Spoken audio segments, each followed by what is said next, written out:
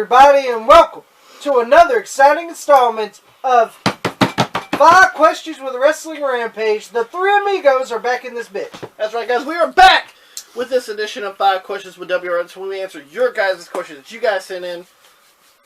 Questions like crazy, trying to keep up, trying to write them down. And don't get us wrong, we love it because we love answering the questions. Some people may not like the answers, but you know that's the way it is. I enjoy answering their questions. And can I say something real quick? I'll definitely tell you if your question's fucking stupid. Yeah.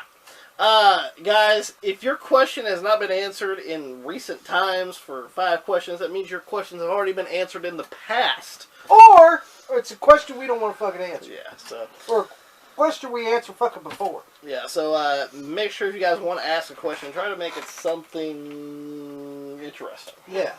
So, or not a statement. Yeah. Which some people do. Let's go ahead and get started. We got 3 questions. Oh, and by the way, if you want to ask a question, the way to do that is in the comment section down below, and you guys will be on the next few episodes of 5 questions. It depends on how it goes in the.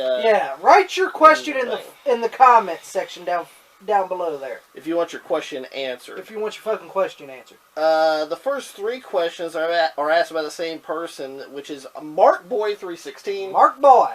Go check out MarkBoy316's channel. Guys, a link for his channel will be in the description box below. Good old MarkBoy316. He does a good job. He does a great job on YouTube. Go check his channel out. Hit that link. Goes directly to his channel. Hit that subscribe button. Tell him WR sent you. His first question is, what is a tag team that never won a tag team title that should have? A tag team? Pretty tough question. Yeah, it is. Yeah. That's a toughie so right there. So a tag team that's never won a tag team title that should have. I already got mine. All right. Now technically they did win. Technically. But it was reversed. The Rockers. You're going with the Rockers. In the WWF. Okay. Now, if you guys remember, they did beat the Hart Foundation. Yeah. But the top rope broke. Or it was the middle rope. It was one of the two. But one of the ropes broke, and they decided to... And the Rockers actually did beat the Hart Foundation. But the decision was reversed because of the rope breaking, that pretty much the match just never really happened. Yeah. I think the Rockers should have at least have held the WWF Tag Team titles at least once. Okay. I mean, come on. Fucking Mario Jannetty and the 1-2-3 Kid had the goddamn belts at one point. Yeah. But the Rockers never did. Yeah. Now, granted, they barely won the AWA Tag Team titles at Burns because he goes, it's going to be the Midnight Rockers versus Doug Summers and Buddy Rose, and you guys are going to lose 27 straight, and then you guys are going to win on the last. I was like, well, fuck! But I'm going to go with the Rockers. Okay. Because they're just one of the tag teams. Of course, I'm a big Shawn Michaels fucking fan, so... But one of the tag teams that was a premier tag team at that particular time, they just never won the belts. Yeah. Tommy, Pops. All right, you want me to go next? Go ahead. I'm gonna have to go with the Powers of Pain, Warlord and Barbarian. The Powers of Pain. Yeah, they never won the tag team titles. No, they didn't. I have to go with the Powers of Pain, Warlord and Barbarian. Now, are you talking about the WWF or NWA as well? They didn't win either or. Yeah. So either way, they never really won any tag team championship. I'm going to have to go with the Powers of Pain, Warlord and Barbarian. Would you have Mr. Fuji on the outside? I don't care. They just never won the tag team titles. And I actually like the Powers of Pain. I enjoyed the Powers of Pain as a tag team. Warlord and Barbarian. You know, I like Barbarian. And Warlord, he was good with Barbarian. Yeah. But he wasn't good by himself. Now, Barbarian, he was good by himself. Yeah. But Warlord, not so much. Not so much. But I enjoyed That's why they put him with the Slickster. Yeah. I enjoyed him as a team, though. I have to go with the Powers of Pain. Powers of Pain. Read the question again. What is a tag team that never won a tag team title? Or that should have? The Mulkeys. The Mulkeys. The Mulkeys. Why is that? Because they were in the NWA for years. Mm-hmm. Now, me as a tag team, I thought they did pretty good. Yes, they were on a lower card. Both people call them jobbers. But here's the thing about it. They were tag team, but they brought other tag teams in to policy. I ever heard the thing about it because they were there even before Arn Anderson got there. Mm-hmm. So, you know, but they never. Bill and Randy Mulkey. Yeah. The Mulkey brothers. Yeah. I thought they were a good tag team. I mean, they knew all their moves. They were talented, but they never got a big break. Who did they beat? Well, they beat the Gladiators, which was George South and some other guy in a mask. Yeah. They beat them, and they had Mulkey Mania, because most of the time they always fucking lost. Yeah. But they were a tag team. They never won a title, so there you go. All right.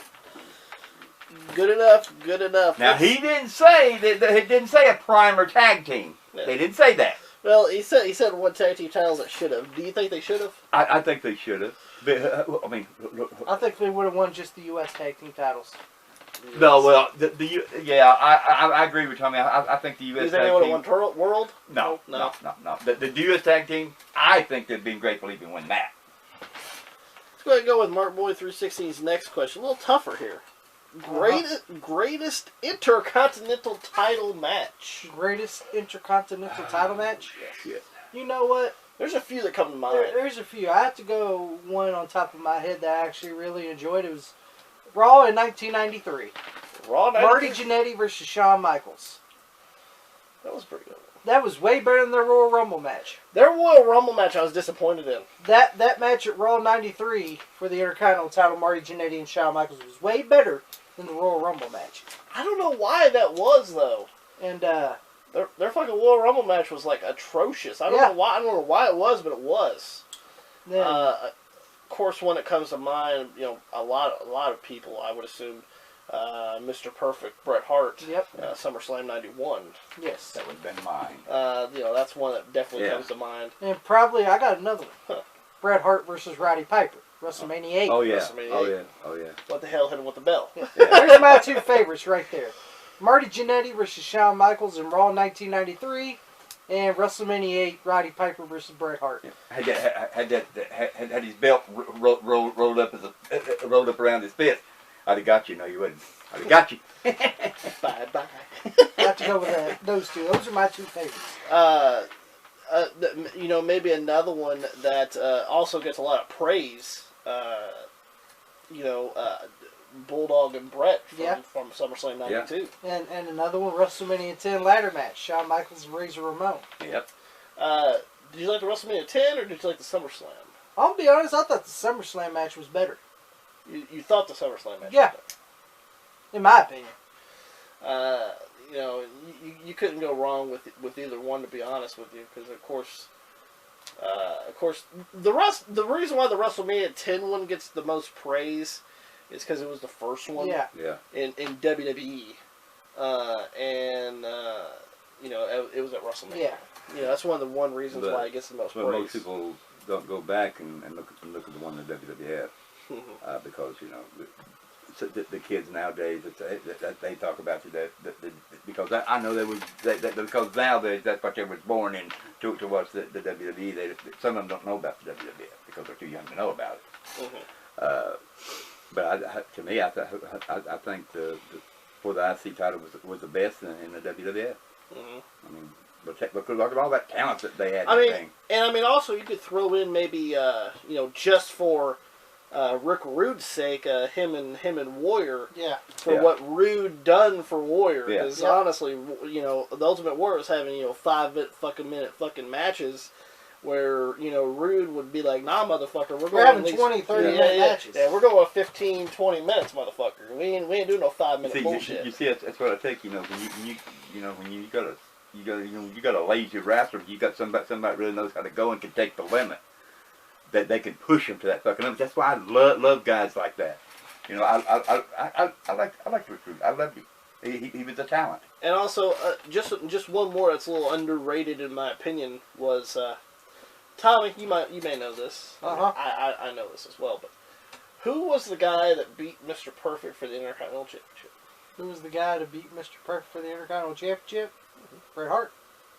Bret Hart? Yeah.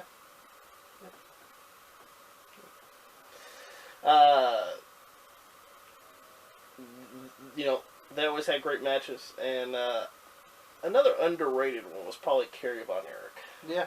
Yeah. Kerry Von Erich versus Mr. Perfect. Yes. But let's go. I know that's probably Nick Kurtz's favorite. That was probably Nick Kurtz's favorite. Kerry Von Erich versus Mr. Perfect. So really, what we say here now Either right, Nick. is really, you know, pick the one you like. Yeah. Let's go ahead and go with this Mark Boy 316's last question here. Thoughts on Mr. Wonderful Paul Orndorff? Thoughts on Mr. Wonderful Paul Orndorff? A badass. A motherfucking badass. Bad enough ass he could wear a fucking handlebar mustache. And fucking flip-flops. Yeah. Paul Orndorff is a tough guy. He is. You know, and a lot of people don't like Paul Orndorff. You want to tell you why I like Paul Orndorff? Because he's a bad son of a bitch. That's why. Because he doesn't care. He don't give a fuck. Because you guys remember he was in the fucking what year was it? 2005? Yeah. The 2005 WWE Hall of Fame. He was fucking one of the inductees, and he goes, "Fucking, I'm gonna leave the plaque in the fucking hotel." Yeah, he didn't give a fuck about the plaque. Fuck that plaque. I got a meal. I got to stay in a payday. hotel. I got a payday. Got a whore. And I got a $25 fucking plaque that I'm ready to go. And I left in a fucking hotel. But a legit badass. One of these guys that honestly, I don't understand why he never really got a bigger run with Hogan. Yeah, like the only time he got a big run, there was only 2 big matches he had. Mm-hmm. The one in Canada with him and Paul Orndorff and Hogan, Mm-hmm. building up to their match with where Paul Orndorff turned on Hogan, Mm-hmm. and their steel cage match at the Saturday night's main event. Mm-hmm. Them are the only 2 matches he had with Hogan. As far as one-on-one, of Yeah, course, they had the WrestleMania 1, but that was a tag match. Yeah, that was a tag match. You know, That the doesn't only count. 2 big runs he had with Hogan was at the big event in Canada Mm-hmm. with him and Hogan, and the steel cage match with him and Hogan on Saturday night's main Yeah, event. I didn't understand why he didn't have a bigger run trying to go for the belt. Yeah, that was the only 2 big matches he had. You know, maybe Hogan had something to do with that. Maybe. I don't know, you know. And then he went to WCW. Oh, don't forget that also Mr. Wonderful Paul Orndorff was also doing the Hulk Hogan training Yes, he commercial. was. And he didn't get no money for it. Yeah. Why the hell would you have the Hulk Hogan training shit? But it's Mr. Wonderful doing the fucking commercial. Yeah. And then he went to WCW. Mm-hmm. Had a pretty good run in WCW. He's wonderful. Hey, he was. Mr. Wonderful. And he's the guy that beat the fuck out of Vader. In Yep. flip-flops. In flip-flops, yes. That shows you how tough Mr. Wonderful Paul Orndorff with one hand, one good arm, and in flip-flops can do. Yeah, Vader wanted to shoot on Paul, and Paul said, motherfucker, and fucking whipped his ass with one bad arm and in flip-flops. Yep, in flip-flops. So, I love Mr. Wonderful Paul Orndorff. mm-hmm. I do. I like it because he respected the business. Yeah. And he stayed loyal to the business. He didn't fucking do like these motherfuckers now. That fucking makes it all a joke and a laughing stock and embarrassment. When you're embarrassed and ashamed to say that you love professional wrestling like I do. Yeah, nowadays. You know, I didn't care too much for his run in WCW as far as Pretty Wonderful. Yeah, I didn't enjoy him with Paul Roma. Because Paul Roma sucked, in my opinion. And Paul Orndorff was the best worker in the whole team anyway. And of course, you know, he's losing the thing, and he goes, Mr. Wonderful. Yeah. Mr. Wonderful. And of course, he has the fucking beer and shit. I love that. I did too. I thought it was hilarious. Then I remember when he came back in 2000, when he took on the goddamn power plant people. Yeah, and he did the pile driver. Yeah, and injured himself. Yeah, he did a pile driver, and literally they had a match, and he's just sitting there like this. I'm like, well, goddamn, get Paul out of the ring. And he was doing a good job too, at his old age. Pops, Mr. Wonderful Paul Orndorff. Or you're just not too much of a fan? I never was too much about Paul Orndorff. Did I think he was a good hand? Yeah, I think he could hold his own in a match. And to tell you the truth, I don't think he got a big push because there was nothing there really. For you? Not for me. I mean, I'm talking about this with my company. Well, once again, different tastes. Yeah.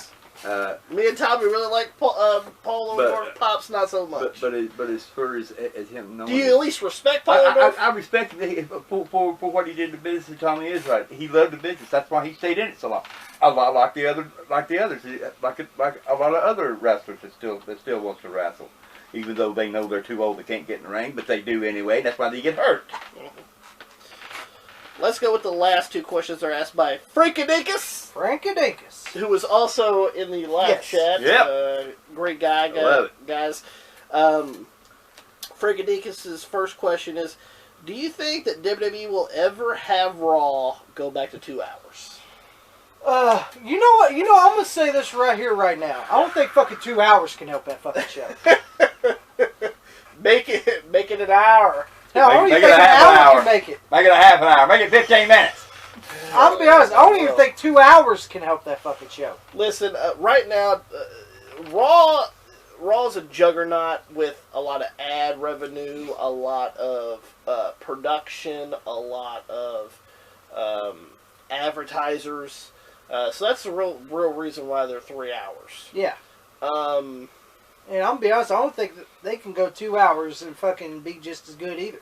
2 hours is even tough sometimes for other shows, too. Yeah, look at SmackDown. Yeah. SmackDown's pretty rough. AEW, For 2 hours. Fucking NXT. I don't know why every fucking show has to get 2 hours. Yeah, why does every fucking wrestling show have to be fucking 2 hours? An hour's good enough. That's what I enjoyed about the NWA. It was an hour. Come on, it's only an hour. I could enjoy. No, that's why I enjoyed NWA. It was only a fucking hour. Where an hour that's good enough. You can get your just an hour. Yeah. Boom. Then you're back to doing whatever you want to do. Now you're gonna have to watch a fucking 2 hour, 3 hour, now pay-per-view 4 hour show. I can understand maybe a pay-per-view being 3 hours. Yeah. I can understand that. But you're overkilling with 4, 5, 6 fucking hours. Yeah. That's too much for a fucking pay-per-view. You got 3 kickoff matches and no one cares about. Right here at WrestleMania, Ryback was on one. Ryback versus Kalisto with not that many fans in. He thought he was a top guy when he never was. And he still ain't. And I fucking hate you, Ryback. You're a piece of fucking shit. Stay in your fucking car and wolf down more food, you fat fuck. Say what you mean what you say, Tommy. Pops, 2 hour Take your meat Raw. on the table ass fucking back to fucking doing what you're fucking usually doing on your fucking shitty podcast. Okay. I thought about this right here while you guys were talking. Food in the car, yeah, that's what I am. A hack with no real talent. With my big fucking ears. Alright, Pops, go ahead. Here's the thing. I really don't see why you got 2 hours, 3 hours. Because I always liked the championship wrestling in the Mid-South. Theirs was an hour. Mm-hmm. And why they did that right there is it built up for the next week. Hell, even OVW in 2000, even OVW was only a fucking hour. Back when it was good. Yeah, back when it was good. Now it's the shits. Fucking... I don't give a fuck about Dora the Explorer, bitch. USWA was an hour too, but sometimes you might get a special of 90 minutes. Which is an hour and a half. WCW Worldwide was a fucking hour. Fucking WCW Saturday night, it was an hour till it went up to 2. Yeah. Fucking Raw back then was an hour. But you see, what I liked about the Mid-South wrestling was because they always built that up for the next show. Mm-hmm. They'd stop it right here in a big fight. We'd break out at the end of the show, which I love, and they would move that right here for the next episode, and show what happened and what's going to happen after that right there, which they had a big match after that right there. The guys that got into it, they put them in a big match. And that right there is what's missing in wrestling to me anymore. Fucking Heat, Velocity, Metal, fucking an hour. Hour! Let me just tell you this. In wrestling anymore, do they tell the stories of why this match happens, what happened here? No. You have to have a story to make a real match a real match. Now, what they do? Something. Yeah, what do they do now? They just throw them in the match and don't give a damn. Let's go with the last question asked by Freakadekus here.